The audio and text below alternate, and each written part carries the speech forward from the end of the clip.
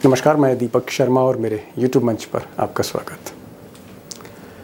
दोस्तों, आजकल दिल्ली में चर्चा जोरों पर है कि केजरीवाल के जेल जाने पर अगला मुख्यमंत्री कौन। केजरीवाल के बाद दिल्ली का अगला मुख्यमंत्री कौन। लेकिन सवाल केजरीवाल के बाद कौन का नहीं है। असली सवाल यह है कि केजरीवाल के बाद कौन कौन मुख्यमंत्री हैं जो अमित शाह, जो मोदी के टारगेट पर है, हिट लिस्ट में। और ऐसी चर्चा है सत्ता के गलियारों में कि 4 बड़े नेता, जिसमें 3 चीफ मिनिस्टर हैं, जी हां, सिटिंग चीफ मिनिस्टर, जो गुजरात लॉबी के इमीडिएट टारगेट हैं। और इसी को लेकर मुल्क की सियासत गरमाई हुई है। मगर अगर पूरी पार्टी को ही जेल में डाल देंगे, सारे नेताओं को ही जेल में डाल देंगे, तो सरकार और पार्टी दोनों जेल से ही चलेंगी। In Bengal, in West Bengal, they've been targeting the ministers there. Abhishek Banerjee has been troubled. ऐसा कौन सा है ऑपोजिशन लीडर या ऑपोजिशन पार्टी जिनको ये समझ नहीं आई है? इससे पहले भी आए हैं, इसके बाद भी आएंगे।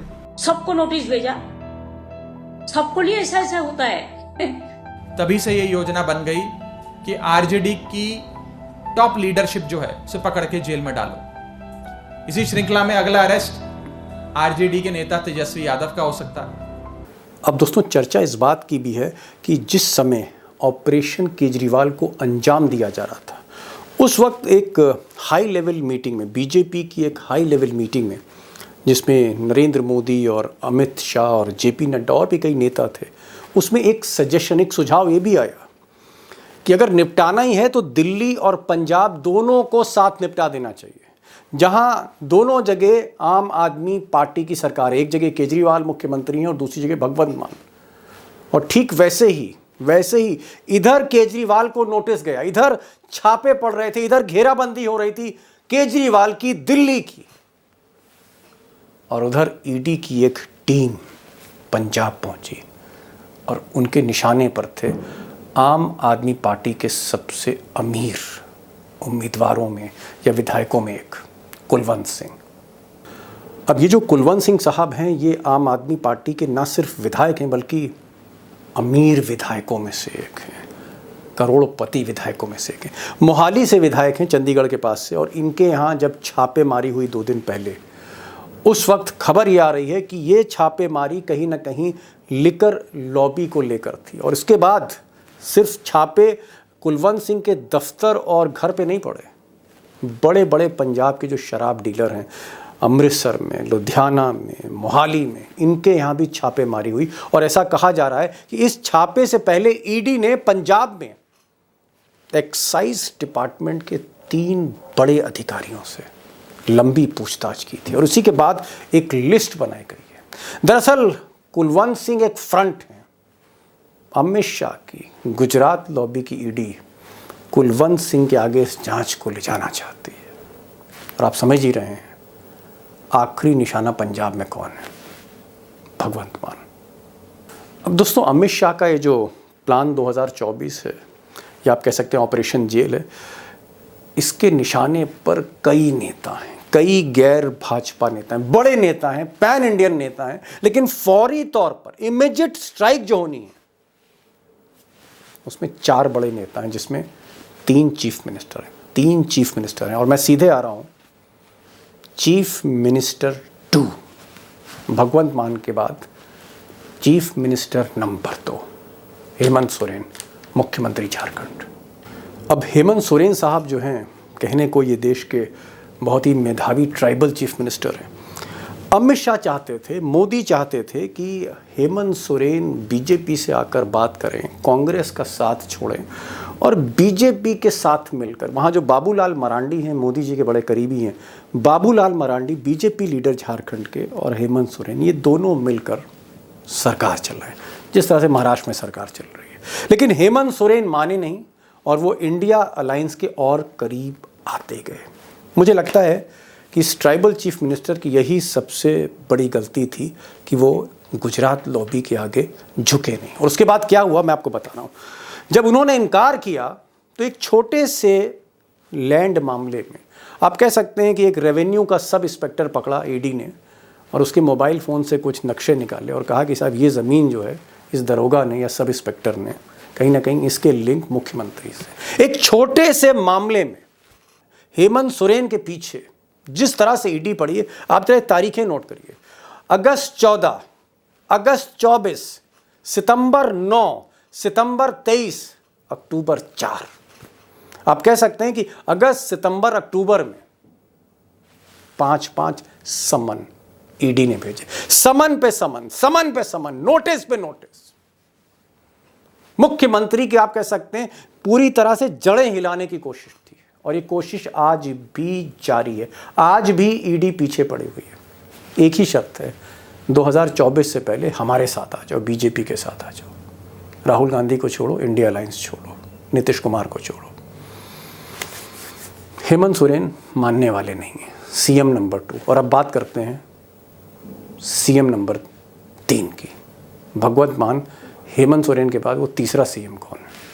अब तीसरा सीएम तो आप समझ ही जाएंगे कौन है। पहले ये तस्वीर देखिए, ये अभिषेक बनर्जी की तस्वीर है।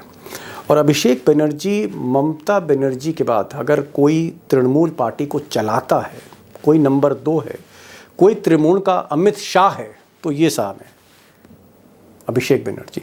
और अभिषेक बनर्जी और उनकी पत्नी रुचिरा बनर्जी, इन दोनों का ईडी ने वही हाल बनाया है जो झारखंड में हेमंत सोरेन का हाल बना रखा है, या बिहार में तेजस्वी का हाल बना रखा है, या केजरीवाल और मनीष सिसोदिया का हाल बना दिया है, या भगवंत मान का जो हाल ईडी बनाने जा रही है, वही हाल इन साहब का कर रखा है अभिषेक बनर्जी।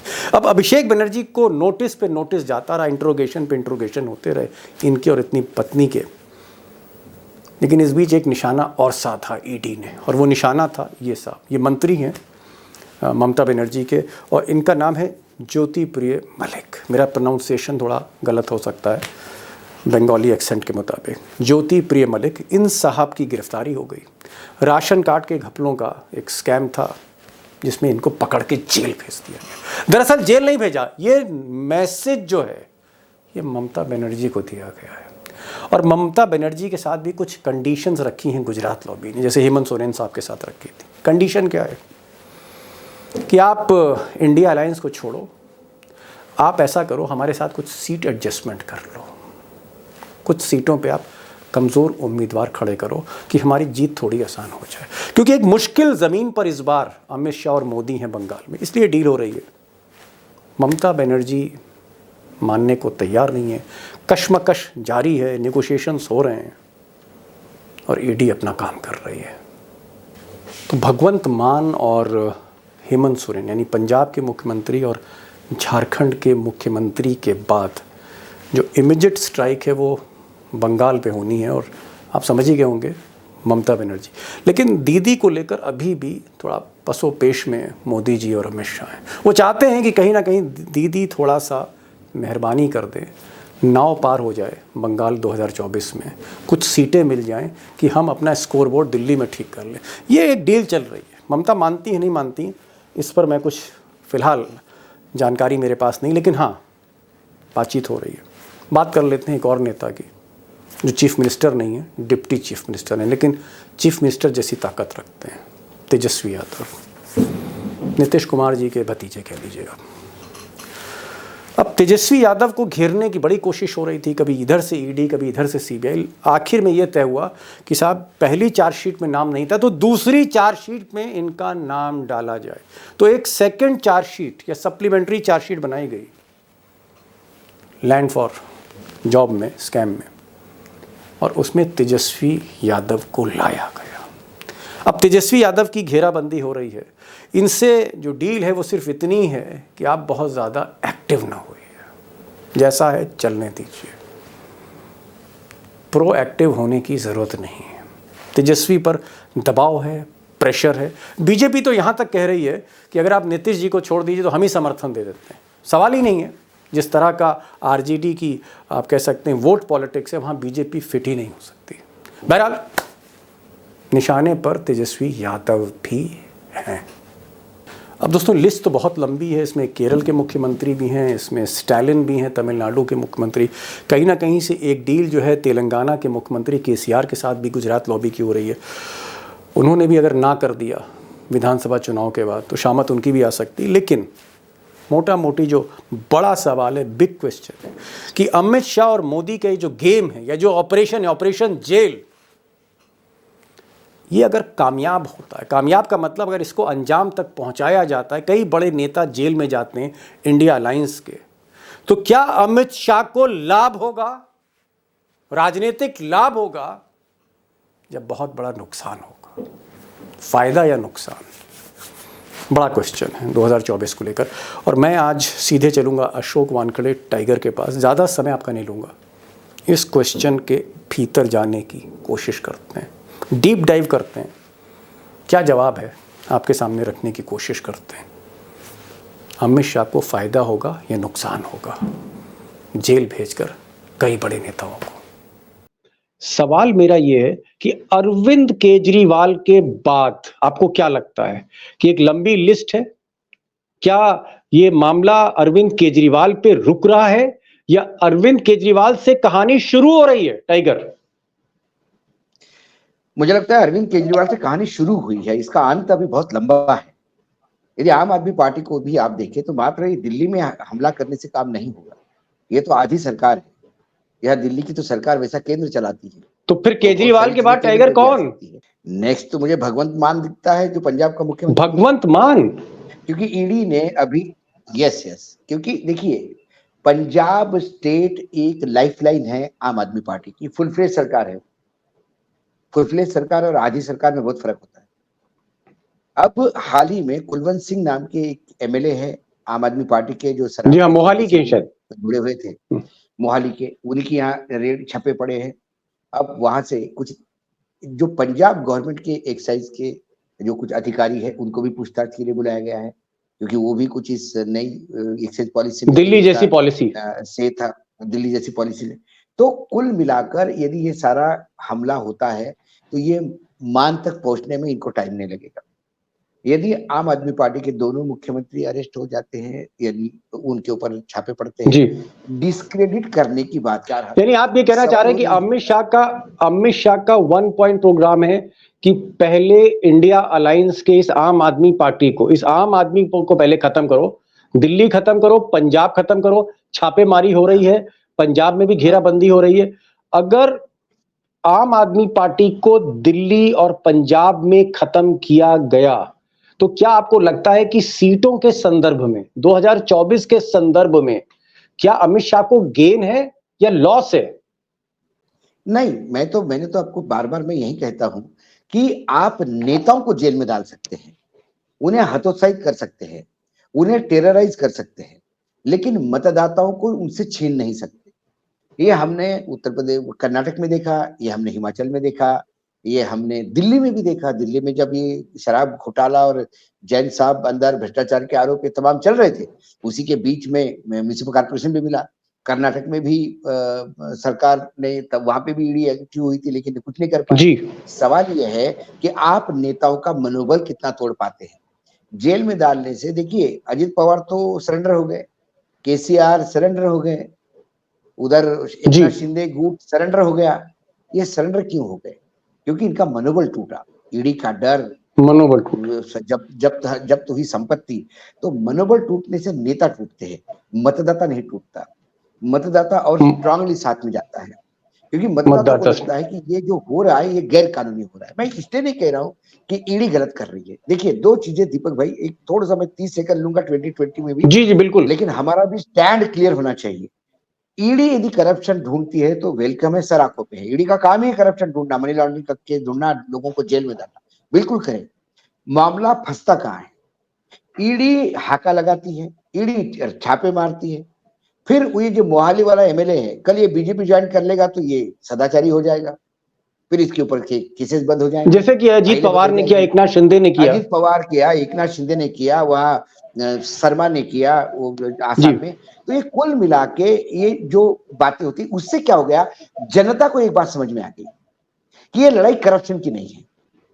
ये ईडी जो कर रही है करप्शन ढूंढने के लिए नहीं कर रही। ईडी इसलिए कर रही है कि ये जो विपक्ष की ये जो पार्टी है आम आदमी पार्टी, ये बीजेपी के लिए भारी पड़ रही है। एक चीज जो मैं पूछना चाह रहा था टाइगर, कि मैं देख रहा हूं कि अगस्त, सितंबर, अक्टूबर और अब नवंबर, अगस्त, सितंबर, अक्टूबर, नवंबर, 4 महीने हो गए। 4 महीनों में ईडी ने 5 सम्मन भेजे हैं, 5 बार सम्मन भेजा है पिछले 4 महीनों में हेमंत सोरेन, जो झारखंड के मुख्यमंत्री। मेरा सवाल टाइगर ये है कि हेमंत सोरेन की घेराबंदी क्यों हो रही है? क्या बीजेपी हेमंत सोरेन को मिलाना चाहती है? क्या बीजेपी झारखंड में वीक हो गई है? हेमंत सोरेन को जेल में भेजकर क्या फायदा होगा बीजेपी हेमंत को? हेमंत सोरेन के पास डील है, कांग्रेस को छोड़ो, हमारे साथ आ जाओ। हेमंत सोरेन और बीजेपी मिल जाती है तो वहां सरकार बनती है। हेमंत सोरेन कांग्रेस को छोड़ने को तैयार नहीं। तो ये बेसिकली ऑपरेशन कमल का एक हिस्सा है। वहां पैसे देने का भी, लोग खरीदने का प्रयास किया गया। गुवाहाटी से आ रहे थे, बंगाल में पकड़े गए कैश के साथ एमएलए। एक दो बार आपको वहां लगता है कि ऑपरेशन कमल फेल हो गया। हेमंत सोरेन को क्या अब इलेक्शन के ज्यादा समय नहीं बचा है? हेमंत सोरेन क्या पासा पलटेंगे? क्या हेमंत सोरेन मोदी जी के रथ पे सवार होंगे या वो इंडिया अलायंस के साथ चलेंगे? आपका फीडबैक, इनपुट क्या है? इंडिया अलायंस के साथ रखेंगे, क्योंकि जब उनको तोड़ने का प्रयास हुआ, देखिए क्या होता है, आप किसी को डराओ वो डर जाता है, वो आपके साथ आ जाता है। आप उसको डराओ, वो आपको आंखें दिखाता है, फिर वो झगड़ा हो जाता है। हेमंत सोरेन को उन्होंने डराया, लेकिन हेमंत सोरेन ने हेड ऑन लिया। हेमंत सोरेन को यह पता है कि वो कांग्रेस के साथ जिंदा रह सकता है। यदि वो बीजेपी का समर्थन करेंगे तो उसकी पार्टी समाप्त हो जाएगी, जैसी शिवसेना की हालत होगी, जैसी हालत होगी, जैसे बीजेपी के बाकी जो सहयोगी दल है, जो बीजेपी जिसकी उंगली पकड़ के चलता है, बाद में उसको नीचे बिठा देता है। ये भारतीय जनता पार्टी की अपनी पार्टी का फुटप्रिंट बढ़ाने का एक तरीका है। कांग्रेस, क्योंकि कांग्रेस बहुत शक्तिशाली पार्टी थी, तो वो रीजनल पार्टी का साथ लेती है तो उनको पूरा खेलने का मौका देती है। इसलिए कांग्रेस के साथ जब भी गठबंधन हो, रीजनल पार्टी स्ट्रांग होती है। बीजेपी के साथ गठबंधन में रीजनल पार्टी समाप्त हो जाती है। ये जनता दल यूनाइटेड ने देखा समाप्त हो रही थी तो वो तुरंत भागे, लालू के साथ करके सरकार बना ली। तो इसी कारण ये रीजनल पार्टी बीजेपी के पास जाना नहीं चाहती। हेमंत सोरेन को अपना वजूद जिंदा रखना है। यदि मायावती को अपना वजूद जिंदा रखना है तो उसको बीजेपी की उस छाव से बाहर आना होगा। यदि हेमंत सोरेन को अपना वजूद जिंदा के साथ रहने से मजबूरी होगी, सरकारें आती है जाती है, चुनाव हारे जाते हैं, जीते जाते हैं, आप जेल में चले जाओगे, आप जेल के बाहर भी आ जाओगे। ऐसा नहीं कि आप परमानेंट जेल में रहो। एक सवाल और पूछना मैं चाह रहा था आपसे। मैं देख रहा हूं कि ममता बनर्जी की भी घेराबंदी बड़ी जबरदस्त हो रही है। उनके जो भतीजे हैं अभिषेक बनर्जी, जो पार्टी चलाते हैं, जो पार्लियामेंट भी चलाते हैं, अभिषेक बनर्जी को नोटिस पे नोटिस, फिर अभिषेक बनर्जी की जो पत्नी है उनको नोटिस, अभिषेक बनर्जी के इर्द गिर्द जो उनके कुछ खास दोस्त हैं उनकी यहाँ छापेमारी। अब मैं देख रहा हूँ 2 दिन पहले ममता बनर्जी के जो मंत्री थे मलिक साहब, एक नया राशन घोटाला कोई आ गया है, उस पर ईडी ने उनकी छापेमारी करी और शायद गिरफ्तार कर लिया है। तो कहाँ ममता के भतीजे की घेराबंदी है, वहां फंदा कसा जा रहा है। ममता के मंत्री जो है उसके यहाँ छापे पड़ रहे हैं, गिरफ्तारी हो रही है। ममता से कौन सा स्कोर सेटल करना चाहते हैं, कौन सा हिसाब किताब अमित शाह और मोदी जो है निपटाना चाहते हैं, और क्या निपटा लेंगे? अगर ममता को जेल भेजते हैं तो फिर क्या होगा? मैं तो सीधा सवाल कर रहा हूं कि अगर ममता को चलिए जेल भेज दिया, छोड़िए भतीजे और मंत्री की बात, ममता को जेल भेज दिया अगर ममता बनर्जी को, यदि ममता बनर्जी को जेल भेज दिया तो अगले विधानसभा में बीजेपी फिर 3 सीट पे आएगी वापस, और लोकसभा में 0। मेरे लोकसभा में इंफॉर्मेशन 0। पिछली बार विधानसभा में लोकसभा के सांसद उतारने के बाद भी वो चुनाव हारे थे। तो उन सांसदों की पॉपुलैरिटी आप देख सकते हैं कि अपने ही लोकसभा क्षेत्र में विधानसभा जीतता हार जाता है आदमी, तो वो क्या लोकसभा जीतेगा? सवाल ये है, पिछले बार 18 थे, इस बार कितने? 18 एमपी। एक चर्चा मैंने सुनी, जो जी, वो इतना कमजोर भी नहीं है कि वो मुझे गॉसिप सुनाए। चर्चा ये सुनी थी कि एक ऑफर बीजेपी का ममता जी के पास गया है कि हमारी पिछली बार 18 सीटें थी, 15 सीटें कॉम्प्रोमाइज कर लो हमारे साथ, हमें 15 सीटें लोकसभा में बेल आउट कर दो, मतलब हमारी 15 उम्मीदवारों के सामने आप कमजोर उम्मीदवार खड़े कर दो, तो कि हम वहां वो से यदि जीतने की 15 हमारी उम्मीद लोकसभा बने। सीटें हमारे आ जाती है तो हम तुम्हें, क्योंकि बीजेपी को लगता है कि वो 18 का पूरा 18 का स्लॉट चला गया तो वो 18 की भरपाई कहां करेंगे। जो जो मेरा क्वेश्चन है, आपको क्या लग रहा है कि ममता बनर्जी ये जो अमित शाह की कथित डील है, इस डील को मानने को तैयार नहीं हो रही, या ये नहीं, डील नहीं। निगोशिएट नहीं हो पा रही, जिसके वजह से इस मंत्री की गर्दन पकड़ ली, एग्जैक्टली प्रेशर कर रहे हैं? निगोशिएट नहीं हो पा रही, निगोशिएट नहीं हो पा रही, इसलिए टेटुआ दबा जा रहा है, ये चूड़ी टाइट हो रही है। भ्रष्टाचार मतलब के मुद्दे तो बहुत है। मैं गुजरात में, बकरे की मैं बलि गुजरात चढ़ाई में जा आपको रही है कि आइए बिल्कुल अभी नहीं, और बकरे की हाँ बलि बिल्कुल नहीं। चढ़ेगी। अभी बकरे की बलि और चढ़ेगी। जैसा होता है ना, जब वो कोई हवाई जहाज हाईजैक करता है तो एक एक आदमी को शूट करके नीचे भेजता है, जब तक हम हमारा रनवे क्लियर नहीं करेंगे हम एक एक आदमी मार के भेजेंगे। ये चल रहा है, ओके, वो दोनों ये तरफ से ही चल रहा है, और उधर ममता पूरी इसकी सिंपैथी कैश करने का प्रयास कर रही है। मैं जानता हूं कि भ्रष्टाचार कौन से राज्य में नहीं है। क्या भ्रष्टाचार मध्य प्रदेश में नहीं है? क्या भ्रष्टाचार गुजरात में नहीं है? क्या भ्रष्टाचार महाराष्ट्र में नहीं है? भ्रष्टाचारियों की लंबी फेरिस्त है हर जगह, लेकिन ईडी सिर्फ विपक्ष की विरोधी पार्टियों की यही क्यों एक्टिव होती है? क्या ईडी का आंखों पे ऐसा चश्मा चढ़ा है जिसमें बीजेपी के राज्यों की तरफ देखना मना है? क्या उत्तराखंड में भ्रष्टाचार नहीं है? क्या उत्तर प्रदेश में भ्रष्टाचार नहीं है? कई भ्रष्टाचार के नमूने छपते, लेकिन ईडी वहां जाती तक नहीं। मतलब उत्तर प्रदेश में 280 करोड़ रुपए कैश मिलने के बाद भी ईडी नहीं पहुंची, बताइए आप। वो डीआरआई टाइगर की एक इंटेलिजेंस एक यूनिट में एफआईआर दर्ज की है, उसमें मतलब कोर्ट चार्जशीट फाइल की है। जी, टाइगर एक सवाल जो यहाँ पर है, ठीक है आपने बताया कि कौन टारगेट होगा केजरीवाल के बाद, एक लंबी आपने कहा लिस्ट है, एक बहुत लंबी लिस्ट है, एक एक करके सब निपटाए जाएंगे। मैं ये चीज पूछ रहा हूं कि, और जो मैं ट्रेंड देख रहा हूं कई सालों से, कि अमित शाह के पास राजनीति में ईडी और सीबीआई के अलावा कोई विकल्प नहीं है। अगर अमित शाह के पास कोई हथियार है तो वो सिर्फ ईडी और सीबीआई है। क्या बिना ईडी और सीबीआई के अमित शाह कोई राज्य नहीं जीत सकते, पार्टी का बेस नहीं बढ़ा सकते, वोट नहीं बढ़ा सकते? क्या अगर जीतना है तो फिर ईडी और सीबीआई को लेके ही जीतना है? बिना अंपायर के मैच नहीं खेलेंगे आप? अपने पे भरोसा नहीं रहा बीजेपी को? दीपक भाई, मेरा और आपका राजनीतिक अनुभव रिपोर्टिंग का करीब करीब सरीखा रहा है। एक साथ हमने रिपोर्टिंग शुरू की और जी, विश्लेषण भी एक साथ कर रहे थे। 2014 के बाद मुझे एक सिंपल सी जीत बता दीजिए जो बिना ईडी और सीबीआई की हुई हो, गुजरात छोड़ के। गुजरात छोड़ के मुझे एक एजेंसी एक स्टेट बताइए जहां ईडी सीबीआई के बगैर जीत हुई हो। मध्य प्रदेश की सरकार ईडी के बगैर नहीं बनती, महाराष्ट्र की सरकार ईडी के बगैर बनती नहीं, कर्नाटक में जो सरकार बनी थी वो भी ईडी के वजह से बनी थी, गोवा में ईडी थी, हर जगह ईडी होती है। अभी जो बीजेपी के लोग नाराज जो चल रहे हैं, जो मध्य प्रदेश में जिन लोगों ने वो टिकट नामांकन वापस नहीं लिया और वो डटे हुए हैं, वो जो नाराज फूफा जी बैठे हुए हैं, जो शादी में फूफा नाराज होते वैसे जी। जो बीजेपी में विद्रोह कर रहे हैं मध्य प्रदेश में, उन्हें भी इनडायरेक्टली ये बोला जा रहा है कि चुनाव खत्म होने दो, उसके बाद अपनी नहीं तो हम अभी इसको क्या चुनाव, माने लोकसभा चुनाव टाइगर, के अगर बीच। आप कह रहे हैं कि बिना ईडी और सीबीआई के चुनाव नहीं जीते जा सकते, तो क्या ये हम माने कि मोदी पॉलिटिकली नॉन परफॉर्मर है? अमित शाह जो हैं जिनको चाणक्य कहा जाता है, चाणक्य जैसी कोई उनकी नीति नहीं है।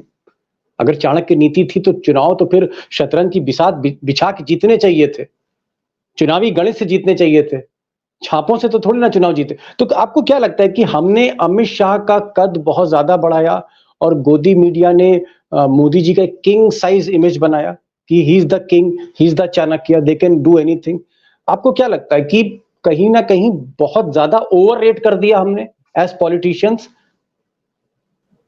एब्सोल्युटली, मैं तो पहले दिन से कह रहा हूं आपके साथ, जब जितने भी प्रोग्राम होते हैं, मैं तो आपको कहता हूं कि आप चाणक्य कह के कि चाणक्य का अपमान कर रहे हैं, तो जुगाड़ू है। कौन जुगाड़ू ईडी है? सीबीआई, अमित शाह, नरेंद्र मोदी, इन दोनों के हाथ से यदि ईडी सीबीआई और इनकम टैक्स, इन जांच एजेंसियों को दूर रखा जाए तो ये क्या है, मुझे बताइए। व्हाट दे आर, मुझे एक सिंपल पॉलिटिकल मूव बताइए जिसको आप कह सकते हो कि एक मास्टर स्ट्रोक है, और मास्टर स्ट्रोक में आपने खेल कर दिया। पूरे 2014 से लेकर आज तक में तो जो गुजरात में हुआ उसको तो मैं पूछता ही नहीं।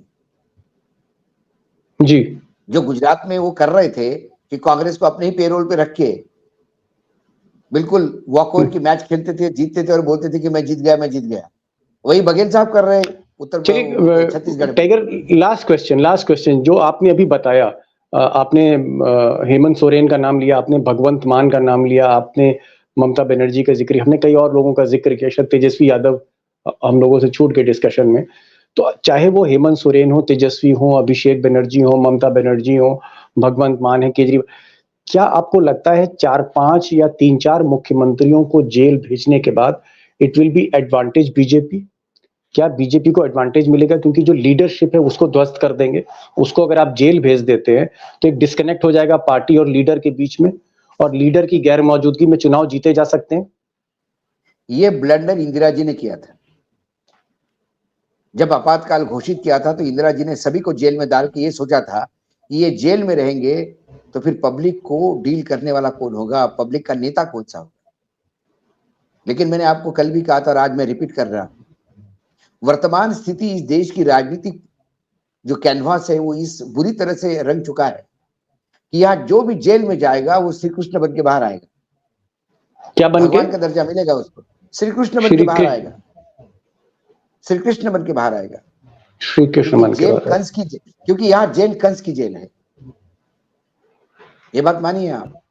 कंस की जेल में जो गया, कंस की जेल में जो गया वो कृष्ण बन के बाहर आएगा, ये आपकी एक बॉटम और लाइन। यहाँ पे लोग पूछेंगे, एक कमेंट पे लोग पूछेंगे तो फिर जानकी कौन है? भारत का संविधान जानकी है, जो जेल में बंद है। टाइगर, बड़ी बात कही आपने, और ये कृष्ण बन के बाहर आएगा।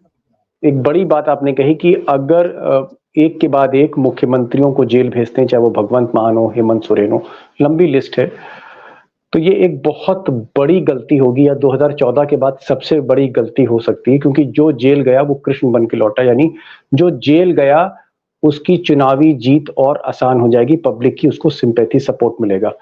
ये बात बहुत क्लियर है। देखना है विनाश काले विपरीत बुद्धि होती है, या मोदी और अमित शाह बच के फूंक फूंक कर कदम रखते हैं और सही दांव खेलते हैं, तो देखना पड़ेगा। 3 दिसंबर को 5 राज्यों के चुनाव का नतीजा आ रहा है और फिर उसके बाद 24 में फाइनल है, ज्यादा महीने नहीं है। टाइगर, आप आए और जिस तरह से आज के दौर में बहुत बेबाकी के साथ, बहुत हिम्मत के साथ कैमरे पर आना और बोलना अपने नाम, अपने चेहरे से, अपनी जुबान से, ये बहुत बड़ी बात है। मुझे लगता है इस तरह का हौसला बरकरार रहे, और इसीलिए जनता जो है और हमारे जो दोस्त हैं आपको लाइक करते हैं। बस ये हिम्मत बरकरार रखें, बाकी हमारी सबकी दुआएं आपके साथ हैं। आप इसी हिम्मत के साथ पत्रकारिता करते रहिए। बहुत बहुत शुक्रिया इस प्रोग्राम में आने का। धन्यवाद।